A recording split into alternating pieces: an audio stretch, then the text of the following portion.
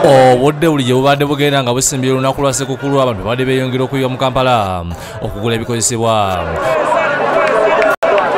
Kino kiviiddeko enguudo okukwatirira abantu n'emmotoka.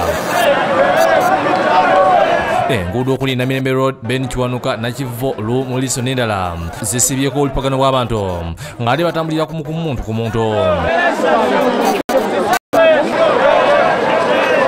Abasuubuzi ebintu babijja emaduuka gonna babiza ku nguudo nga bakkira buli omu akola ekisoboka okusikiriza abaguze. Abayimba bayimbye, abakola abaguzi babikola n'ebirala.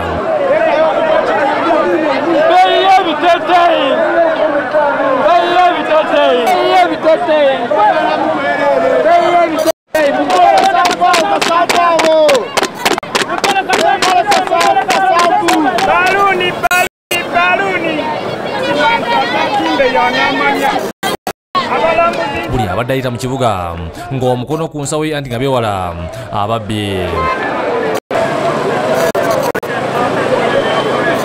Abagoba bodaboda badde bangi ddala era tewali abakutteko. Basimye poliisi okubaleka ne basabaza abantu babiri ku pikipiki zaabwe. Olunaku lwaleero tugenda kwongera naffe okubawagira ku ekyo kye batukoledde naye nga sente zo tuziyodde zinaagwa bugwi. Basente nnyo era babadde balina sente zaabwe nga buli muntu sente z'omugamba atula butuuzi oba omugamba kawempe mutwalo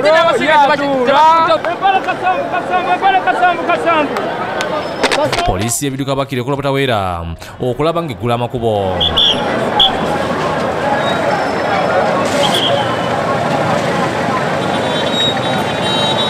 Amyuka akulira poliisi y'ebidduka ku CPS Zile Wambisho obwedda agabira emmotoka ne bodaboda olupapulo baziza okuvuga nga batamidde n'obutaba abasirikale engozi.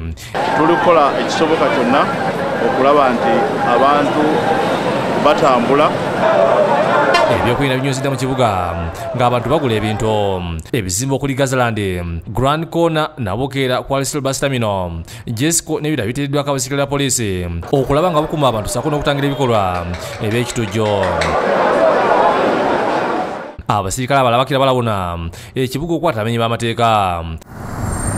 Entambula ebadde nzibu ddala okuyingira n'okufuluma ekibuga nga bakkira enguudo zikwatidde ssaako n'ezifuluma Kampala okudde Masaka, Mityana n'endala. Abantu bangi bakonkomalidde ku nguudo nga balinda emmotoka ezibitwala mu byalo.